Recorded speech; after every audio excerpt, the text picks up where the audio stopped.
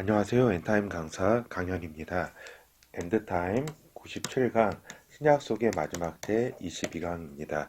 오늘 제목은 마지막 나팔에 순식간에 홀연히 다 변화하리니 이렇게 제목이고, 오늘 살펴볼 계속 이제 사도 바울이 우리에게 전달해 준 말씀입니다.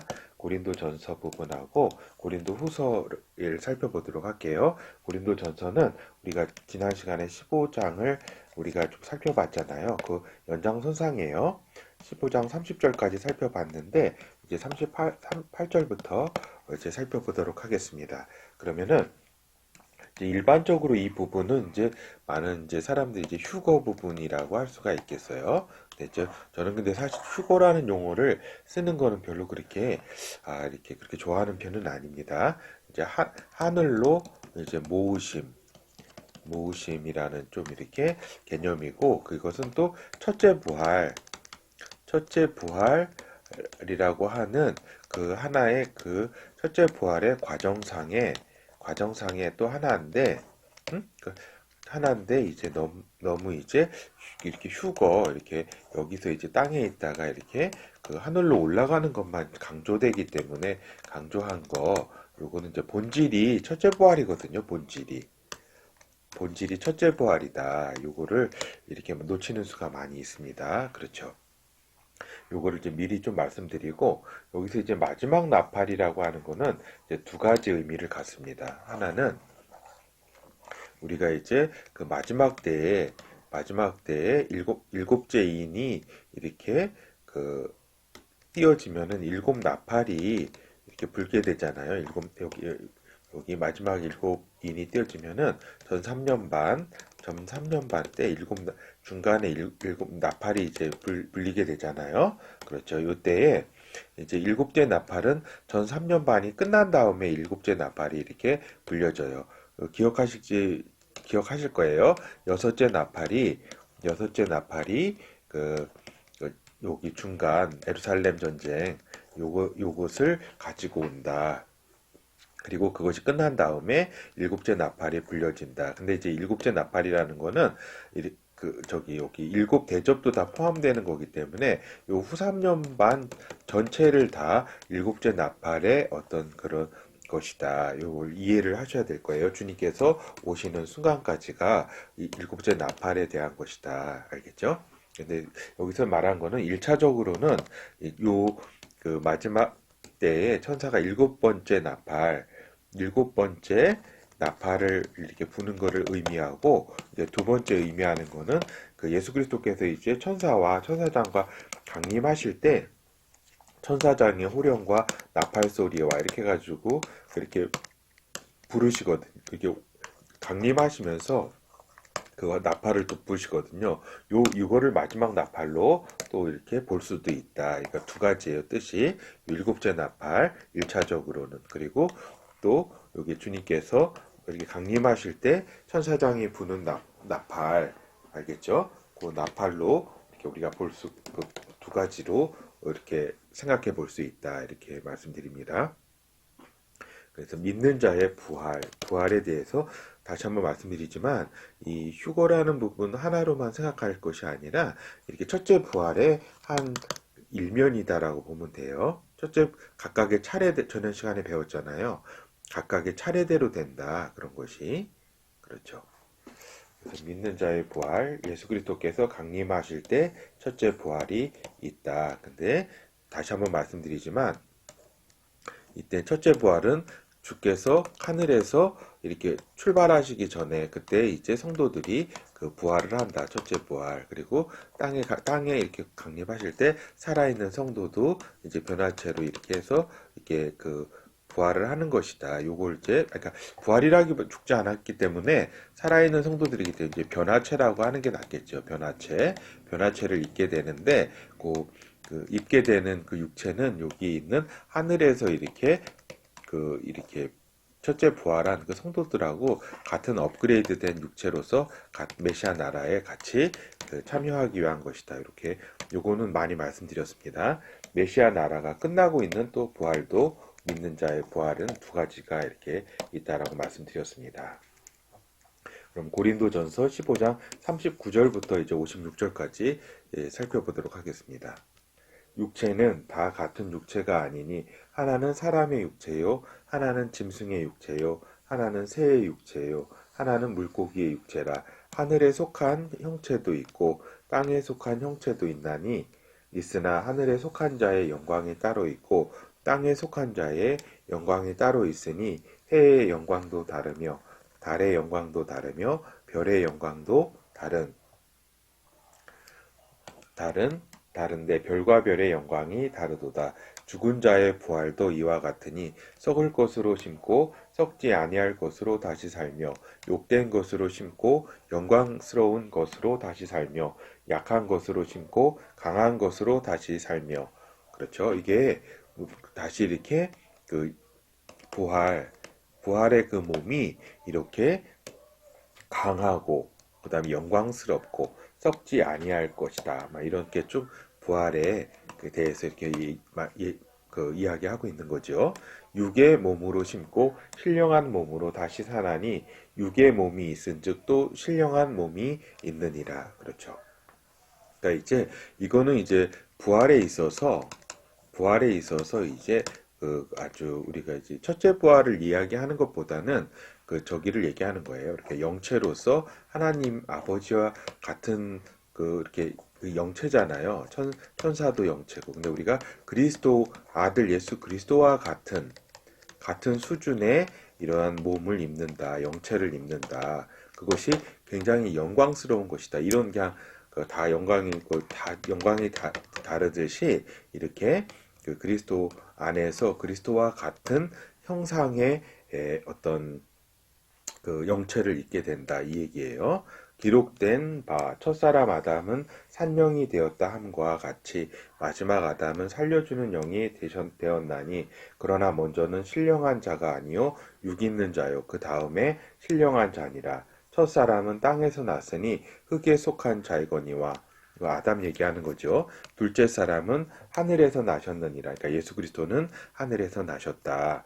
무릇 흙에 속한 자는 저 흙에 속한 자와 같고 무릇 하늘에 속한 자는 저 하늘에 속한 자들과 같으니 우리가 흙에 속한 자의 형상을 입은 것 같이. 그렇죠.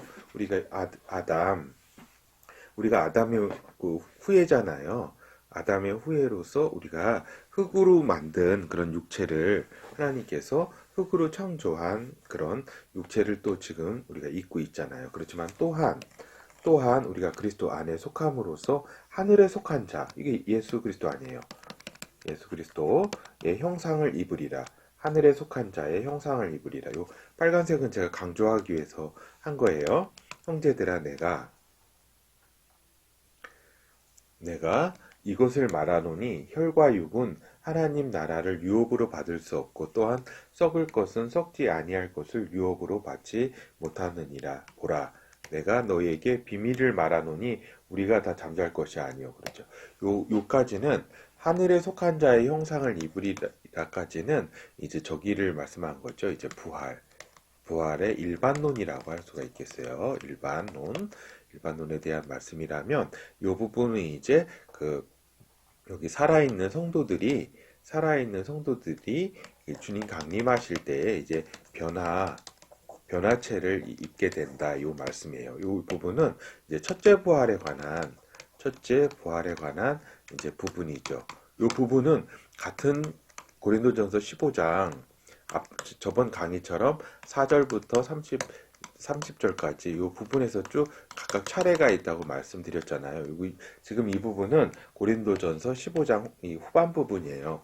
이 부분에서 이제 요 변화체를 살아있는 성도가 어떻게 이렇게 변화체를 입게 되는지 첫째 부활에 참여하는지에 대해서 사도 바울이 자세히 설명하고 있는 거죠. 마지막 나팔에 순식간에 호련이 다 변화하리니 나팔 소리가 나매 죽은 자들이 썩지 아니할 것으로 다시 살고 우리도 변화하리라. 요게 저기잖아요. 그리스도 안에 죽은 자들이 어디 있어요? 하늘 보좌 앞에 있잖아요. 보좌. 그리스도 안에서 죽은 자들은 이제 하늘 보좌 거기에 있어요. 거기서 그리스도와 함께 오시기 전에 이렇게 썩지 아니할 것으로 첫째 부활을 하잖아요. 그리고 이제 우리도라는 게 뭐예요? 땅에 있는 땅에서 살고 사는 이런 성도들 아니에요. 그 성도들도 이제 변화할 것이다. 이렇게 말씀하는 거죠. 이 썩을 것이 불갑을 썩지 않을 할 것을 입겠고 이 죽을 것이 죽지 아니함을 입으리로다. 이 썩을 것이 썩지 아니함을 입고 이 죽을 것이 죽지 아니함을 입을 때에는 사망이 이김에 삼킨 바 되리라고 기록된 말씀이 응하리라. 사망아 너의 이기는 것이 어디 있느냐? 사망아 너의 쏘는 것이 어디 있느냐? 사망에 쏘는 것은 죄요. 죄의 권능은 율법이라. 우리 주 예수 그리스도로 말미암아 우리에게 이김을 주시는 하나님께 감사하노니. 그렇죠. 이렇게 우리가 변화할 것이다. 이런 말씀을 이렇게 드립니다. 그리고 이제 그리스도 후서, 고린도 후서 마지막 때에 관련된 부분을 우리가 살펴보도록 하겠습니다.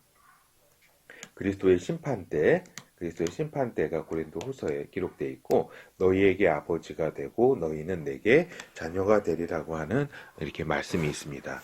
고린도 후서 5장 10절 살펴볼게요. 이는 우리가 다 반드시 그리스도의 심판대 앞에 드러나 각각 선악간에 그 몸으로 행한 것을 따라 받으려 함이라. 그러니까 그리스도의 심판대가 그리스도께서 오시게 되면은 우리 이제 살아있는 성도들에 대한 이제 우리 평가가 이루어진다 이 얘기예요. 그렇죠?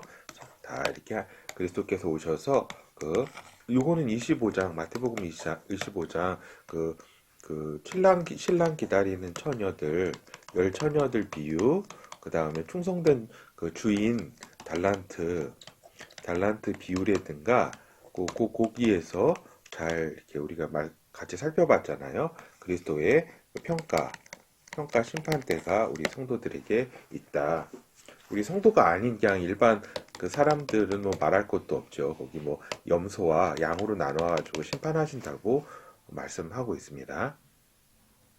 고린도 후서 6장 17절에서 18절 그러므로 주께서 말씀하시기를 너희는 저희 중에서 나와서 따로 있고 부정한 것을 만지지 말라. 내가 너희를 영접하여 너희에게 아버지가 되고 너희는 내게 자녀가 되리라. 전능하신 주의 말씀이니라 하셨느니라. 그렇죠. 그러니까 이제 결국 하나님 아버지께서 자녀를 그러니까 주님께서 얘기했듯이 천국의 아들들 그러니까 아버지의 아들들을 이렇게 얻기 위함이에요. 모든 이제 세상을 이렇게 만드신 목적이나 이런 모든 것이 하나님의 그래서 이제 아버지가 되고 또 너희는 하나님의 자녀가 된다 이렇게 말씀하셨다. 그리고 이제 결론을 말씀드리면 하늘에 속한 자의 형상을 입게 된다. 그렇죠. 이게 이제 예수 그리스도의 와 같은 그러한 몸을 있게 된다. 그렇죠. 여기에는 이제 육체도 있겠고 메시아 나라에서의 육체도 있겠고 새 예루살렘 성에서의 모습은 좀 영체예요. 영체. 결혼도 하지 않고 장가도 가지 않는 그러한 어떤 영체인데 우리가 이제 그 첫째 부활에서 그 육체로 부활했지만은 이렇게 죽지는 않아요.